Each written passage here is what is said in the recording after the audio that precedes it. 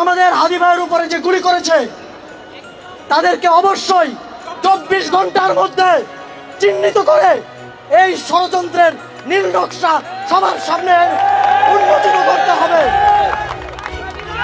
যদি আপনারা এটা করতে সফল না হন তাহলে আমরা মনে করব এই নির্বাচন আয়োজনের কোনো সক্ষমতা এই সরকারের এবং এই নির্বাচন কমিশনের নেই। নির্বাচনকে সুষ্ঠুভাবে সম্পন্ন করতে হলে আপনারা আওয়ামী লীগের ফ্যাসিবাদের দোসর যারা জামিন পেয়ে আছে, যাদের হাতে অস্ত্র অর্থ কোনো কিছুর অভাব নেই, যাদের পার্শ্ববর্তী পরাশক্তির সহযোগিতা আছে, তাদেরকে 14 সিটের বাইরে রেখে কোনো সুষ্ঠু নির্বাচন সম্ভব না।